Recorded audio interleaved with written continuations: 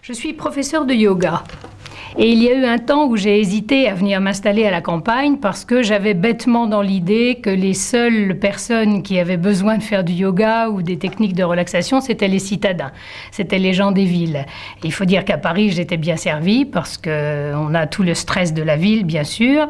Et puis je me suis rendu compte qu'en fait, les gens avaient de toute façon le stress de la vie, le stress de certaines pressions familiales ou pressions professionnelles qui se passent partout, qu'on retrouve partout, et que les gens de partout avaient besoin de temps en temps de venir se prendre une heure pour eux-mêmes, s'installer sur un tapis de yoga, retrouver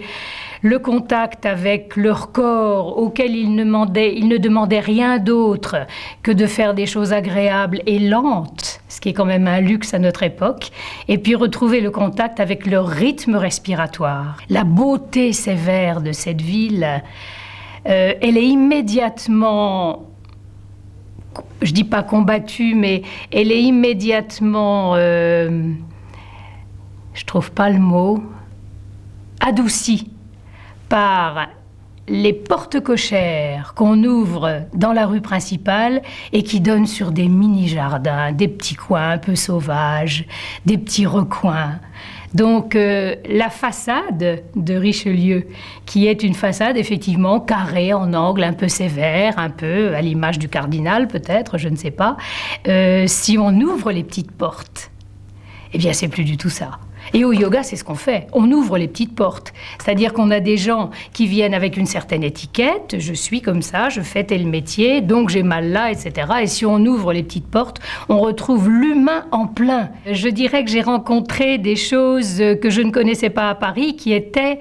le genre de fatigue corporelle que me présentaient les agriculteurs et les agricultrices. Parce qu'au lieu d'avoir des gens qui étaient coincés 8 heures par jour devant un ordinateur ou qui étaient en voiture 8 heures par jour, j'avais là des gens qui manipulaient des grosses machines agricoles ou qui étaient sur un tracteur toute la journée, donc avec le mal au dos que ça peut représenter, et que ces gens-là, qui peut-être n'étaient pas en contact avec le yoga, parce que le yoga restait quelque chose de, je ne sais pas, vu dans les magazines ou vu à la télévision, d'un seul coup se rendaient compte que non seulement c'était accessible à n'importe qui, je dirais, mais en plus que ça faisait du bien.